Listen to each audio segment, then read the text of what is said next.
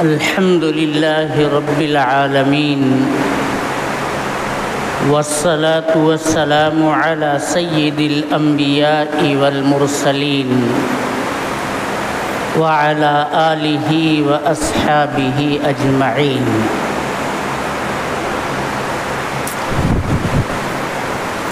والذين ينفقون أموالهم رئاء الناس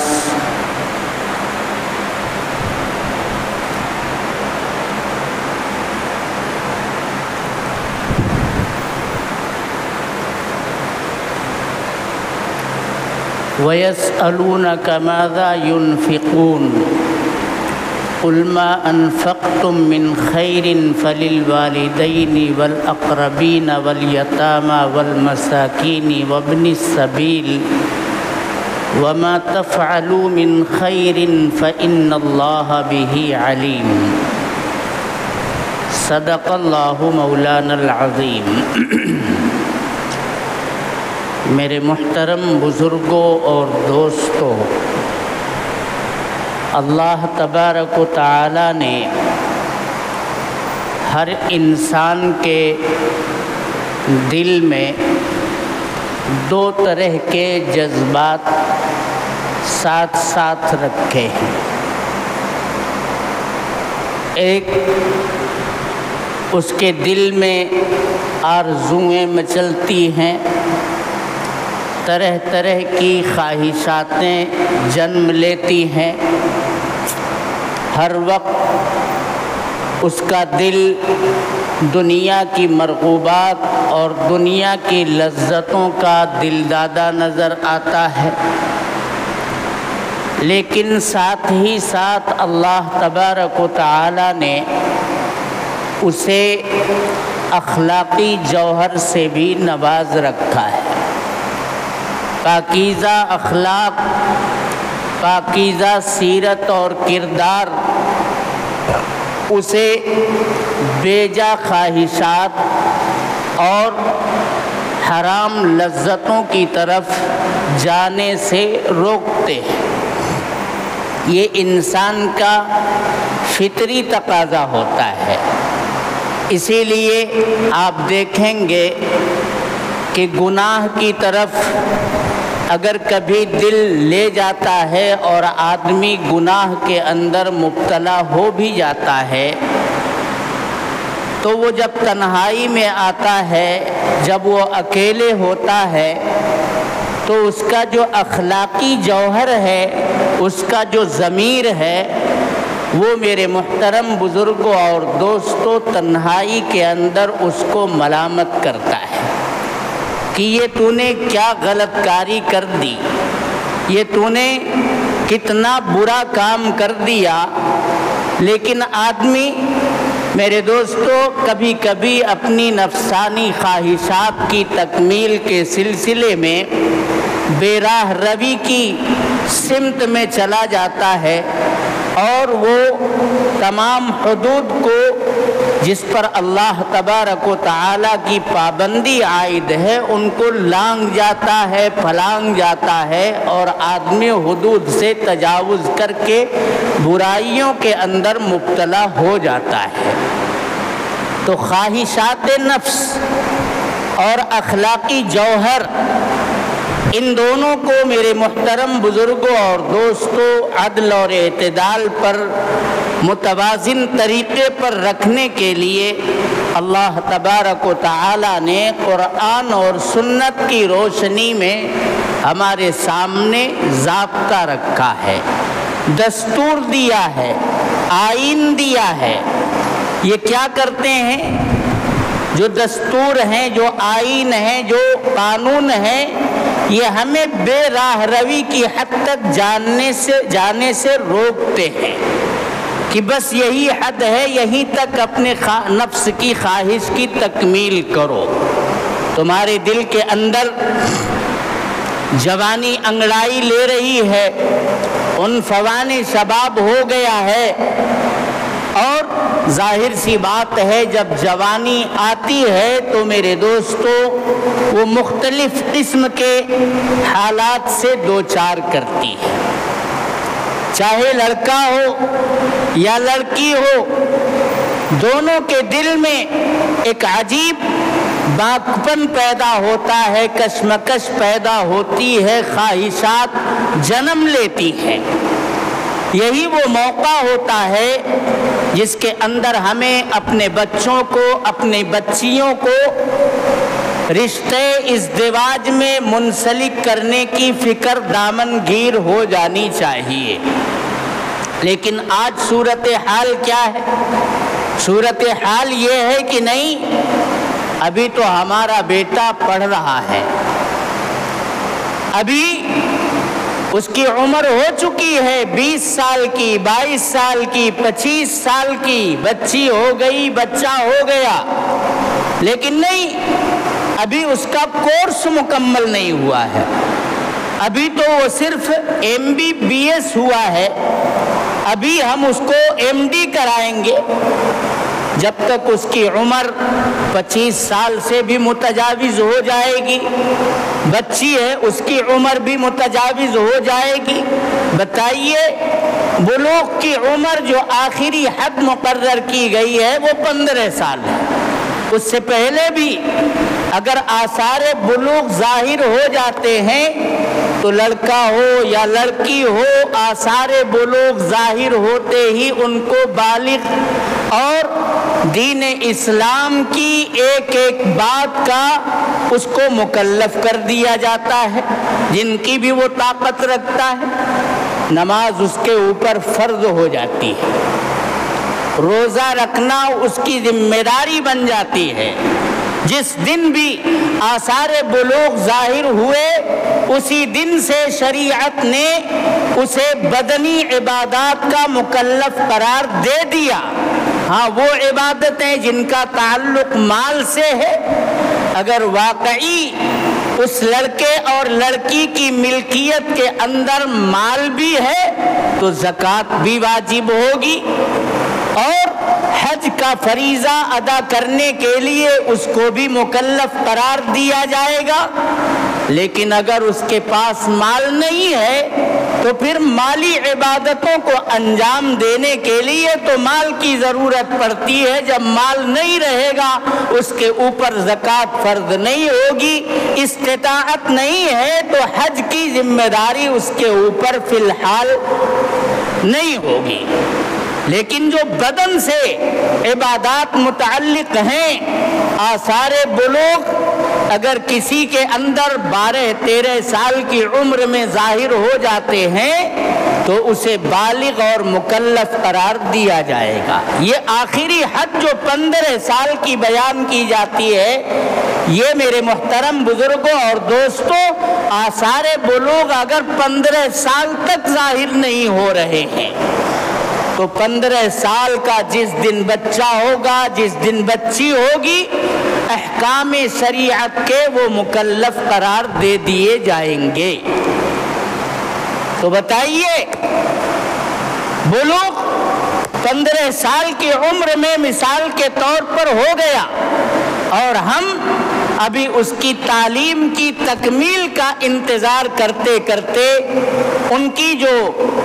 جوانی کی انگڑائیاں ہیں انہیں کتنا دفن کرنے کی کوشش کریں گے، پھر وہ بے راہ روی کا شکار ہوں گے۔ اسی لیے نکاح کو تکمیل ایمان کا جز قرار دیا ہے نبی اکرم صلی اللہ علیہ وسلم نے۔ ہم اپنے بچوں کی تعلیم اور تربیت کے بارے میں، ان کی خوبصورت زندگی کے بارے میں،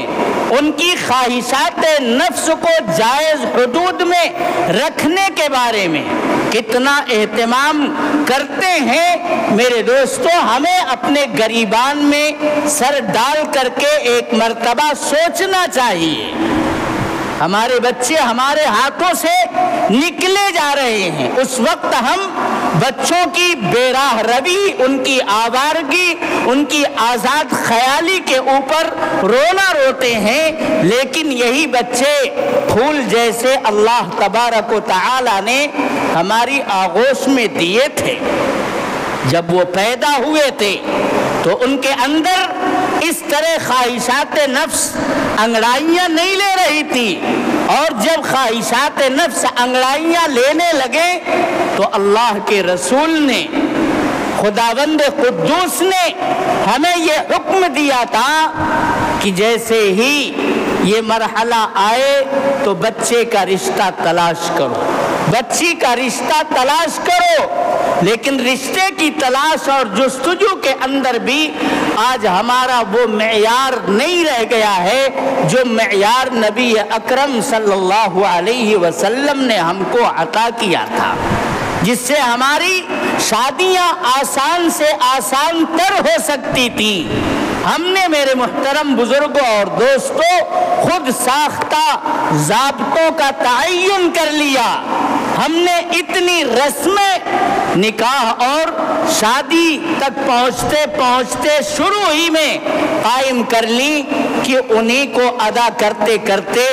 ہماری، میرے محترم بزرگوں اور دوستوں، پشت ٹیڑھی ہو جاتی ہے۔ مگنی کی رسم یہ کیا ہے؟ شریعت کے اندر مگنی کی کوئی حقیقت نہیں ہے، لیکن نہیں،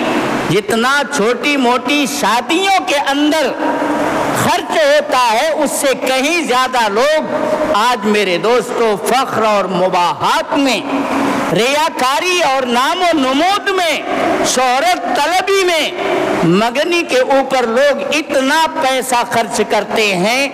ایسے حال بک کرتے ہیں جن کے کرائے کے اوپر میرے دوستو کئی شادیاں ہو سکتی ہیں، اور ماشاءاللہ سے اس کا خوب چرچا ہوتا ہے، سماج میں اس کی حوصلہ افزائی ہوتی ہے کہ فلانے کے یہاں مگنی تھی، اس نے مگنی کے اوپر اتنے لاکھ روپے صرف کر دیے، ایسا پکوان تیار کروایا، ایسے ایسے کھانے تیار کروائے۔ میرے دوستو ہمارا سماج اس کی حوصلہ افزائی کرتا ہوا نظر آتا ہے، جبکہ پیغمبر نے کیا ہم کو دیا تھا کہ تنکح المرأة لأربع، کسی خاتون کو جسے آپ اپنے نکاح میں لا کر کے اپنی نسل کو، اپنے کنبے اور خاندان کو آگے بڑھانے کا ارادہ رکھتے ہیں، اور رکھنا بھی چاہیے۔ اربع من سنن المرسلین، 4 باتیں تمام انبیاء کرام کی سنت ہیں، اکا دکا پیغمبر کو چھوڑ کر کے سبھی پیغمبروں نے ان 4 سنتوں کو اپنایا ہے۔ ان 4 سنتوں میں نبی کریم صلی اللہ علیہ وسلم نے ارشاد فرمایا کہ ایک سنت نکاح کی ہے۔ کوئی پیغمبر رہبانیت کی زندگی لے کر کے اور رہبانیت کو فروغ دینے کے لیے اس روئے زمین کے اوپر مبعوث نہیں ہوا کہ انسانیت اور سماج سے کٹ کر کے بالکل الگ تھلگ ہو کر کے اللہ تبارک و تعالی کی تلاش اور جستجو میں 24 گھنٹہ سرگرم نہ رہو۔ بالکل کسی پیغمبر نے رہبانیت کی، میرے محترم بزرگوں اور دوستوں، الگ تھلگ ہو کر کے سماج اور معاشرے سے زندگی گزارنے کی دعوت اور تبلیغ نہیں کی، بلکہ ہر پیغمبر نے خود شادی کی، سماجی اور معاشرتی زندگی گزارنے کو ترجیح دی، سماج میں رہ کر کے سماج کی برائیوں کو روکنے کا کام کیا، اور سماج کے اندر اچھائیوں کو عام کرنے اور فروغ دینے کا کام ہر پیغمبر نے کیا۔ جناب محمد الرسول اللہ صلی اللہ علیہ وسلم جو سلسلہ نبوت و رسالت کی آخری کڑی ہے، اور آپ کے اوپر آ کر کے نبوت و رسالت کا دروازہ بند ہو چکا ہے، آپ نے بھی شادی کی، آپ نے بھی معاشرتی اور سماجی زندگی گزاری، آپ نے معاشرے میں پھیلی ہوئی بدعنوانی، بدعقیدگی کا سد باب کرنے کے لیے مکہ المکرمہ میں بھی 13 سال تک جد و جہد کی، اور پھر مدینہ المنورہ ہجرت فرمانے کے بعد مدینے کی آبادی ہی کو نہیں بلکہ وفود بھیج کر، خطوط بھیج کر کے ان حکومت امتوں کو بھی اللہ تبارک و تعالی کی معرفت کی طرف راغب کیا جو اللہ سے ناآشنا تھی، جو اپنے خالق اور مالک سے بے خبر تھی، جو وحدانیت کا سبق بھول کر کے کفر کے دلدل میں اور شرک کی لعنت میں گرفتار ہو چکی تھی، ایسے حکام کو بھی نبی اکرم صلی اللہ علیہ وسلم نے خطوط بھیج کر کے متنبہ کیا کہ تم کو اللہ تبارک و تعالی نے پیدا کیا ہے، وہی تمہارا مالک ہے، آج بھی ہے، مرنے کے بعد بھی وہی مالک ہوگا، اسی کے سامنے سب کو اپنی زندگی کے ایک ایک لمحے کا حساب پیش کرنا ہے، وہی عبادت کے لائق ہے، وہی پرستش اور پوجا کے لائق ہے۔ شرک سے باز آؤ، کفر سے باز آؤ۔ نبی اکرم صلی اللہ علیہ وسلم نے مدینہ المنورہ میں پہنچ کر کے وفود اور خطوط کے ذریعے سے وحدانیت کے درس کو عام کیا۔ آپ سماج سے کٹ کر کے، معاشرے سے ہٹ کر کے، الگ تھلگ صرف اپنی زندگی کو فلاح اور بہبود دلانے کے لیے آپ صلی اللہ علیہ وسلم نے ہمارے سامنے سیرت نہیں چھوڑی، بلکہ آپ کی سیرت دیکھیے، آپ نے خود نکاح کیا۔ تو آپ نے نکاح کرنے کے لیے جو پیمانہ، جو معیار امت مسلمہ کو دیا ہے میرے محترم بزرگوں اور دوستوں، اگر وہ معیار سامنے رکھا جائے، اگر وہ پیمانہ پیش نظر رکھا جائے، تو آج شادی بیاہ کی رسم و رواج میں جو ہم الجھ کر کے تباہ اور برباد ہو رہے ہیں، اور شادی کی تاریخ سال بھر پہلے طے کرنے کے بعد اس کے اثاثے اور اسباب مہیا کرنے کے لیے جتنی جد و جہد اور نفسیاتی طور پر جس دباؤ کا ہم اور آپ شکار رہتے ہیں، بالکل میرے محترم بزرگوں اور دوستوں ٹینشن فری ہو کر کے ہمارا یہ کام بڑی آسانی سے ہو جایا کرے گا۔ حضور نے فرمایا ہے تنکح المرأۃ لأربع، کوئی لڑکا لڑکی کو تلاش کرنے کے لیے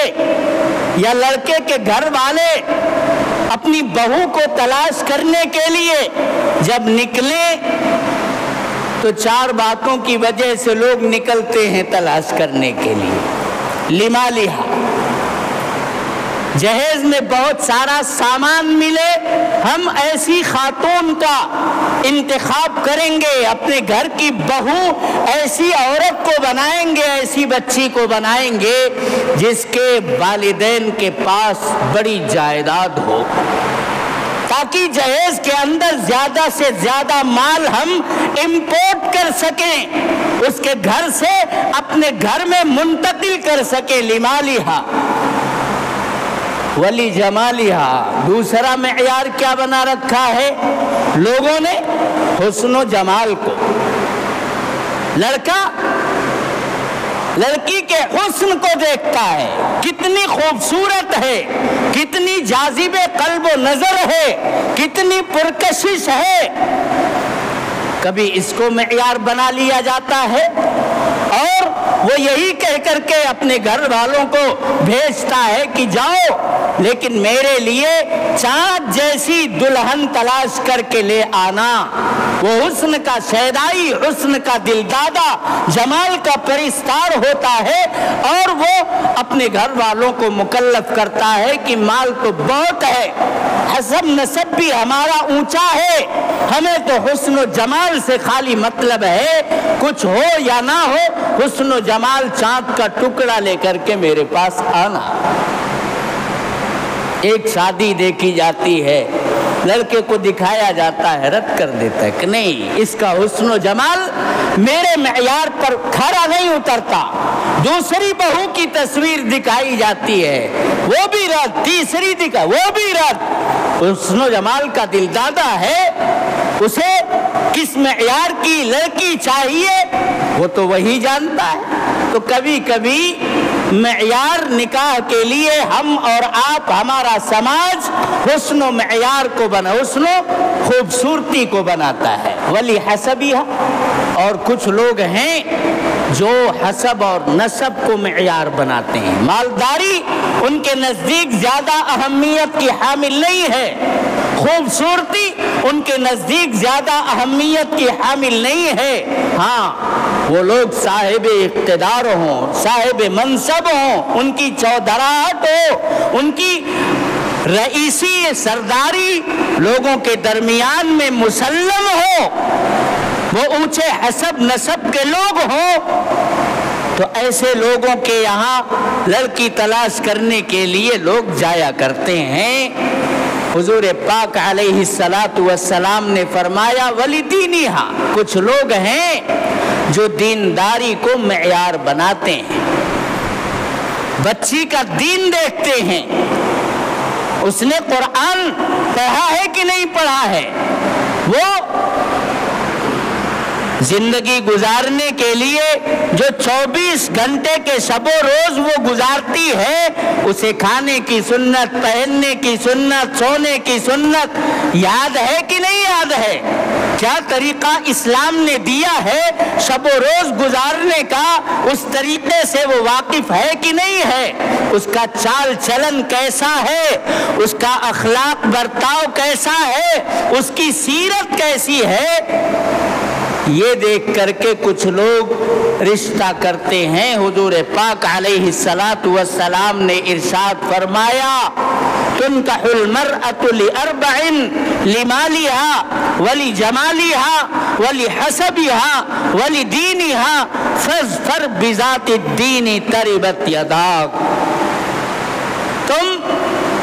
نکاح کے لیے ذات الدین کو اپنے نکاح میں لاؤ، دیندار خاتون کو اپنی منکوحہ بناؤ، اپنی شادی کرو تو دین کو پیش نظر رکھ کر کے شادی کرو۔ کیوں؟ اس لیے کہ جب یہ خاتون دیندار ہوگی تو اس کے کوکھ میں علوق پانے والا وہ نطفہ جو آگے چل کر کے ایک بچے کی شکل میں ایک بچے کے روپ کو دھارے گا، تو وہ بچہ بھی اس کے اوپر بھی کوکھ کے اندر ہے ماں کے تقوی، تقدس اور طہارت کے آثار ماں کی کوکھ کے اندر اس بچے کے اوپر پڑیں گے، اور جب وہ بچہ ماں کے پیٹ سے باہر آئے گا تو دودھ کی دھار کے ساتھ جہاں اس بچے کو نشو و نما کے لیے، آگے بڑھنے کے لیے غذائیت اور خوراک فراہم ہوگی، وہیں اس دودھ کی دھار کے ساتھ ماں کی پارسائی، ماں کی نیکوکاری، ماں کا تقوی، ماں کی پرہیزگاری بھی اس بچے کے اندر منتقل ہوگی۔ میرے محترم بزرگوں اور دوستوں، نبی اکرم صلی اللہ علیہ وسلم نے بچوں کے حقوق ہمارے اوپر رکھے ہیں کہ جب بچہ آپ کی گود میں آئے تو آپ اس کے ذمہ دار ہیں، وہ ایک امانت ہے، اس گود کے اندر بچہ امانت ہے۔ ماں باپ کی گودیں بچے کو اچھا بناتی ہیں یا خراب بنا دیتی ہیں، اور پھر یہی اچھائی یا خرابی میرے محترم بزرگوں اور دوستوں بڑے ہونے کے بعد جب سماج کے اندر آتی ہیں تو وہی باعث تعریف یا باعث ملامت بنتی ہیں۔ جس گھر کا نوجوان سماج کے اندر خیر اور فلاح و بہبود کے کاموں میں دلچسپی لیتا ہے تو اس بچے کے ساتھ ساتھ اس بچے کو پروان چڑھانے والے پورے کنبے کی خاص طور پر اس کے ماں باپ کی تعریف اور ستائش ہوتی ہے کہ نہیں ہوتی ہے؟ اسی طرح سے جب وہ بچہ بدکاری، بے راہ روی، شراب نوشی، چوری، ڈاکہ زنی، ان بری لعنتوں کے اندر جب وہ بچہ گرفتار ہوتا ہے اور اپنی خواہشات نفس کے اوپر لگام دینے کی اس کو طاقت نہیں رہتی ہے، اس لیے کہ اس کے جو اخلاقی جوہر تھے، جو روحانیت تھی اس کے اندر فطری طور پر خواہشات کی لت میں میں مسلسل مبتلا رہنے کی وجہ سے اس کی روشنی بالکل مات پڑ جاتی ہے اور وہ قرآن و سنت سے اپنے آپ کو مربوط نہیں رکھتا ہے، وہ مذہب سے بالکل آزاد رہ کر کے زندگی گزارنا چاہتا ہے، تو میرے محترم بزرگوں اور دوستوں، جھاڑ جھنکار کی طرح یہ خواہشات پھیلتی چلی جاتی ہیں اور اخلاقی جواہر وہاں دب کر کے بالکل مات پڑ جاتے ہیں، رہ جاتے ہیں۔ پھر وہ خود بھی پشیمانی کی باتیں کرتا ہے، خود بھی رسوا ہوتا ہے اور اپنے کنبہ کو، اپنے خاندان کو، اپنے والدین کو میرے محترم بزرگوں اور دوستوں رسوا کراتا پھرتا ہے، لیکن اس وقت ساری بات ہاتھ سے نکل چکی ہوتی ہے۔ اس لیے ہم سب کو میرے محترم بزرگوں اور دوستوں اپنے بچوں کی پرورش کے سلسلے میں بہت زیادہ توجہ اور دھیان دینے کی ضرورت ہے۔ آج سفاح اور زناکاری، بدکاری اور بے راہ روی عام ہوتی جا رہی ہے، اس کے باوجود بھی ہم مسلمان اور مومن ہو کر کے میرے دوستوں عمریں لمبی ہوتی جا رہی ہیں، لیکن ہماری آرزوئیں اور تمنائیں اس سے کہیں زیادہ وابستہ ہیں۔ اس لیے جب تک وہ فارغ نہیں ہو جائے گا اپنی تعلیم سے، تب تک ہم اس کا نکاح نہیں کریں گے، چاہے وہ بے راہ روی کے اوپر چل پڑے۔ میرے دوستو، اس سے سماج کے اندر خیر و فلاح نہیں پنپے گا، اس سے شر اور فساد پنپے گا، زنا عام ہوگا، بدکاری عام ہوگی، پورا سماج اس طرح کے حالات سے دوچار ہوتا چلا جائے گا۔ اس لیے میرے دوستو، نبی اکرم صلی اللہ علیہ وسلم نے جو بیانات، جو ارشادات اپنی سیرت اور سنت کی روشنی میں جو کردار اور اسوہ ہمیں دیا، حضور نے کیا فرمایا؟ من اعطا للہ ومنع للہ واحب للہ وابغض للہ وانکح للہ فقد استکمل الایمان۔ جو بندہ یا جو بندی کسی کو اگر کچھ دیتا ہے تو اللہ کو راضی کرنے کے لیے دیتا ہے، کسی کو نہیں دیتا ہے تو وہاں بھی اللہ کی رضا ہی مطلوب ہوتی ہے۔ وہ جانتا ہے کہ اگر ہم نے اسے اپنا پیسہ دے دیا تو یہ پیسہ جوئے پر خرچ کرے گا، شراب نوشی پر صرف کرے گا، سنیما بینی پر صرف کرے گا، سٹے بازی کرے گا، بے راہ روی کے کاموں میں ہمارا مال استعمال کرے گا، ہم اس کو نہیں دیں گے، اس لیے کہ اللہ ناراض ہوگا۔ منع للہ واحب للہ، کسی سے محبت کرتا ہے تو اللہ کے لیے محبت کرتا ہے، کسی سے بغض رکھتا ہے تو وہ یہ جانتا ہے کہ یہ اللہ کا دشمن ہے، یہ رسول اللہ کا دشمن ہے، یہ مذہب اسلام کا دشمن ہے۔ اس کے ساتھ ساتھ گانٹھ رکھنا اور اس کے ساتھ مودت اور محبت کا برتاؤ کرنا یہ مذہب اسلام کے نزدیک پسندیدہ نہیں ہے، یہ خدا کا باغی ہے۔ ایسے باغیوں سے بغض رکھنا چاہیے، ان کی اس غلط فطرت اور غلط صفات کی وجہ۔ کسی انسان کو میرے محترم بزرگوں اور دوستوں بحیثیت انسان اپنی نگاہ میں برا نہیں سمجھنا چاہیے، ہاں اس کے اندر جو غلط صفات ہیں ان کو بنیاد بنا کر کے اس سے بغض رکھنے کی اجازت ہے۔ تو جو بندہ کسی سے محبت کرتا ہے تو اللہ ہی کے لیے محبت کرتا ہے، اس کی خوبیوں کی وجہ سے۔ کسی سے بغض و عناد رکھتا ہے تو اللہ ہی کے لیے بغض و عناد رکھتا ہے، اس کے فساد کی وجہ سے، اس کے شر کی وجہ سے، اس کی بد کرداریوں کی وجہ۔ اور اخیر میں فرمایا وَأَنْكَحَ لِلَّهِ، اور نکاح بھی کر رہا ہے تو کس لیے کر رہا ہے؟ کہ اس سے افزائش نسل ہوگی، آبادی انسانیت کی بڑھے گی، ہوگی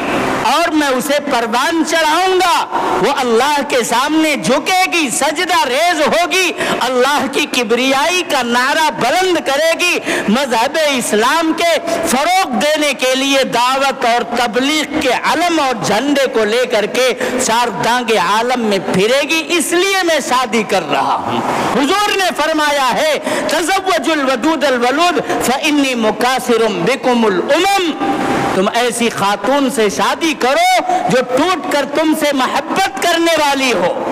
اور جس کے اندر بچہ پیدا کرنے کی خوب صلاحیت موجود ہو۔ کل میدان محشر میں جب سارے انبیاء کرام اپنی اپنی امت کو لے کر کے چلیں گے اور میری امت میرے پیچھے ہوگی، تو اس وقت کثرت تعداد کی وجہ سے میں لوگوں کے اوپر فخر کروں گا کہ میری امت تو سب سے بڑی ہے۔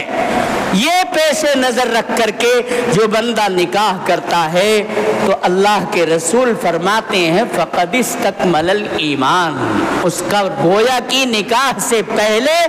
ابھی ایمان جو تھا وہ ادھورا تھا، نکاح کر لینے کے بعد اس کا ایمان مکمل ہو جاتا ہے، پورا ہو جاتا ہے۔ جو خواہشات اللہ تبارک و تعالی نے فطری طور پر رکھی ہیں اور جوان ہونے کے بعد جو انگڑائیاں لیتی ہیں ان کو فروغ کرنے کے لیے قرآن اور سنت کی روشنی میں رشتے نکاح کو اللہ اور اس کے رسول نے مقرر فرمایا ہے۔ وقت کے اوپر نکاح ہو جایا کرے میرے دوستو، تو زناکاری اور بدکاری کی لعنتوں سے سماج کو بچایا جا سکتا ہے۔ اللہ تبارک و تعالی ہمیں خود بھی ایمان و عمل کی دولت سے مالا مال فرمائے اور ہم پر جن لوگوں کی ذمہ داری ڈالی گئی ہے ان کے سلسلے میں بھی میرے دوستو ان کے ایمان اور ان کے اعمال میں خبر لیتے رہنے کی خوب توفیق عطا فرمائے۔ وآخر دعوانا ان الحمد للہ رب العالمین۔